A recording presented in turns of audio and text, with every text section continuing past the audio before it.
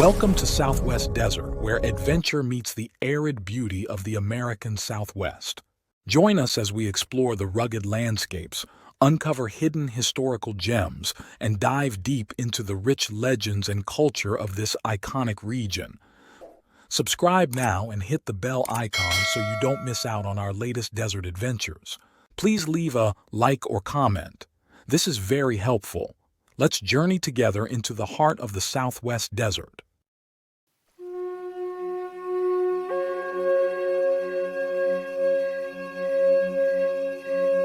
Gold that vanishes without a trace. A mysterious prospector who disappears into the wilderness. A forgotten treasure worth millions, hidden somewhere in the sun-scorched hills along the Colorado River. This isn't fiction. This is the true story of the Dutchman's lost gold. The year was 1910. Theodore Roosevelt had just left office. Arizona wasn't even a state yet. Along the wild Colorado River that separated California from Arizona territory, a young miner named Ed Rochester was trying to save his life by leaving the deadly dust of the gold mines behind. Rochester had been operating what miners called a wiggle tail at the Gold Road mine near Oatman, Arizona. These stoping drills earned their nickname from snake-like movements, but they had an even more ominous reputation as widowmakers. Without water to suppress the dust, miners drilling upward worked in constant clouds of fine quartz particles, virtually guaranteeing silicosis, a death sentence in those days. After noticing his lungs becoming clogged, Rochester knew it was time to quit mining. With his health failing, he traveled to Needles, California, and purchased a boat from a Mojave Indian for $10. It was one of those specially designed Colorado River boats, a rowboat 16 to 20 feet long, practically flat-bottomed, with flared sides but running straight back from mid-bow with no closing in at the stern. Perfect for navigating shallow waters. Rochester loaded his vessel with beaver traps, groceries, and other necessities. His plan was simple: trap beaver along the river, sell the pelts, and live free from the deadly mine dust. Moving slowly downriver, he eventually found an ideal camping spot on the California side, about 4 miles upstream from where Imperial Dam would later be built. The spot was a small rincon formed where a wash entered the Colorado River. One morning, it rained. After the weather cleared, Rochester built a fire to dry his belongings. The smoke rose high into the clear desert air, a beacon visible for miles. That afternoon, Rochester heard a rumbling from the shore. Guided by the campfire smoke, an old prospector had found his way to camp.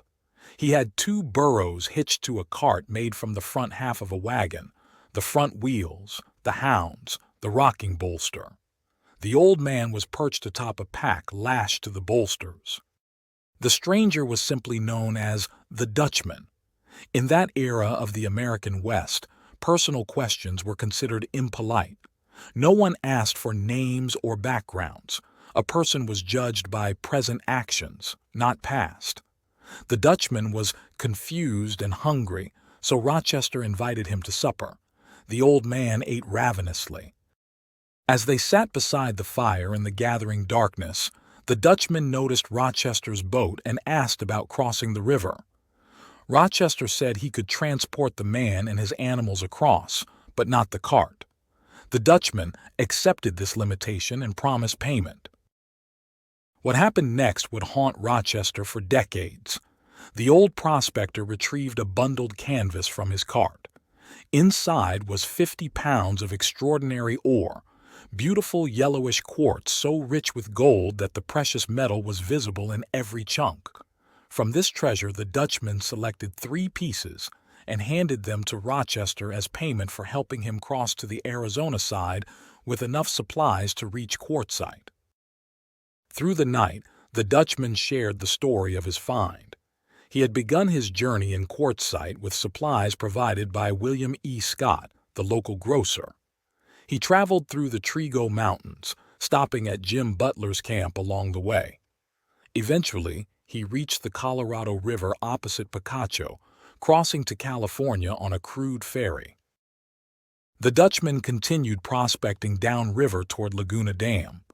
This region, the Big Bend of the Colorado, was one of the most desolate places in the American Southwest.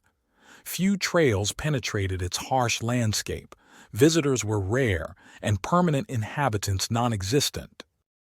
During his travels, the Dutchman discovered a small basin high in the hills.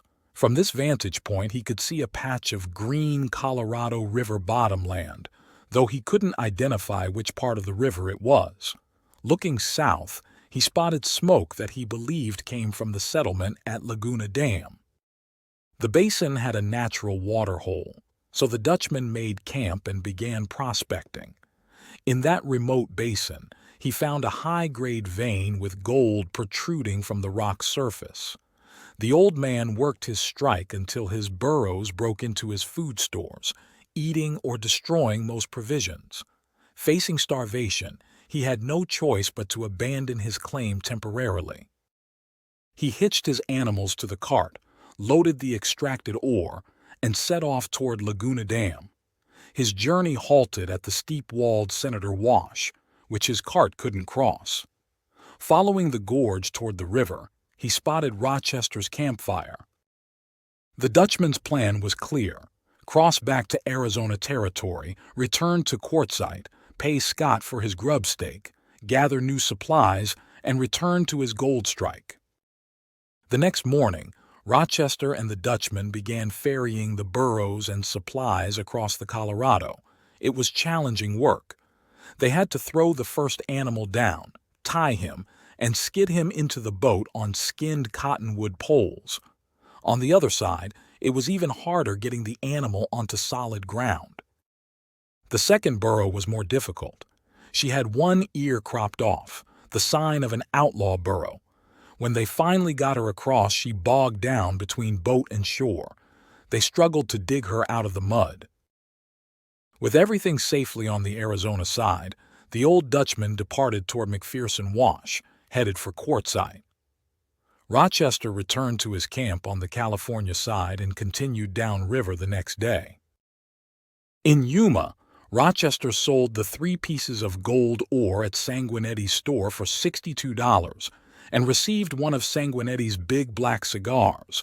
The storekeeper always gave a cigar when buying gold. $62 in 1910 would be worth nearly $2,000 today for just 3 chunks of ore. The value of the 50 pounds the Dutchman carried would have been immense. After selling his boat, shipping his beaver furs, and selling his traps, Rochester left for Los Angeles, never having learned the Dutchman's name. Names didn't amount to anything in the back country of those days. But Rochester couldn't forget the old prospector and his gold. The following year, he visited Quartzsite and asked Scott about the Dutchman.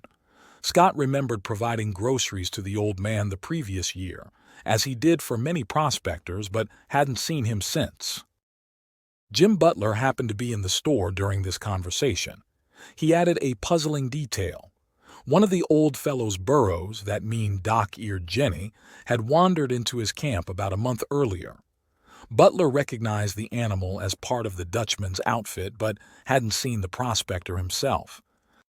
No one, as far as Rochester ever learned, saw the old Dutchman after they parted on the bank of the Colorado that morning in 1910 or 1911. That same year, Rochester made another trip down the Colorado. The summer runoff, backed up behind the newly built Laguna Dam, had altered the river bottom. Despite the mud deposits throughout the area, Rochester located the Dutchman's cart in the arrowweed thickets. Only the wheel tops were visible in the deep mud. The old man had never returned for his cart. Looking into the tangled hills, Rochester wondered if the Dutchman had ever made it back to his golden ledge. Weather had erased all cart tracks, and Rochester wasn't equipped for an extended search.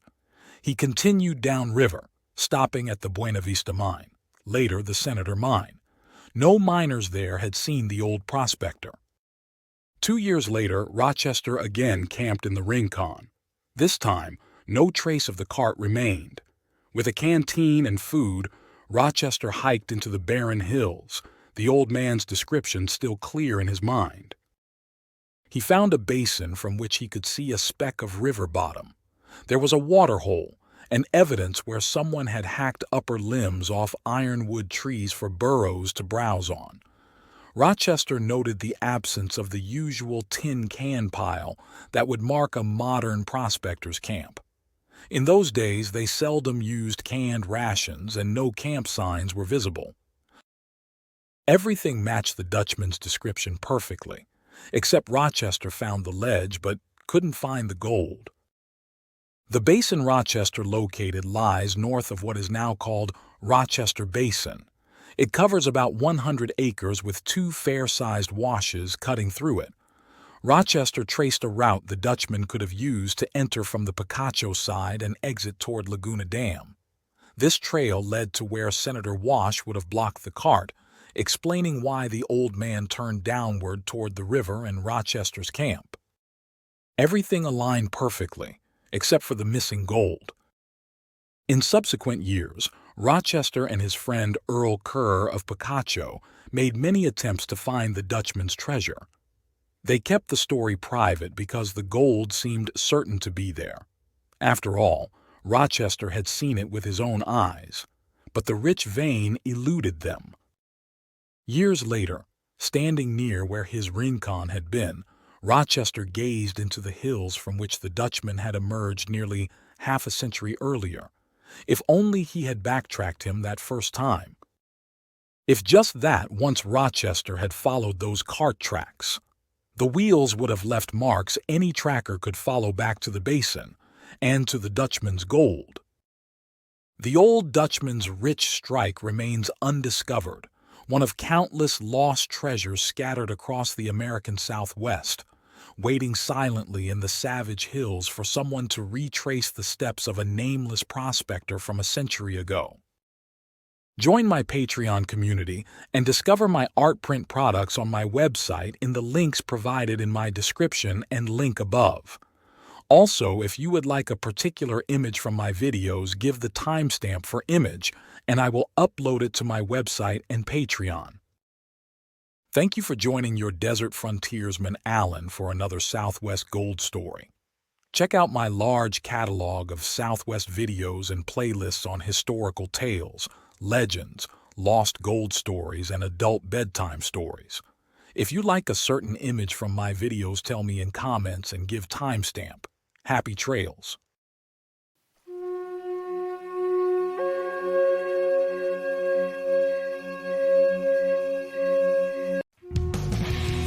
Thanks for watching.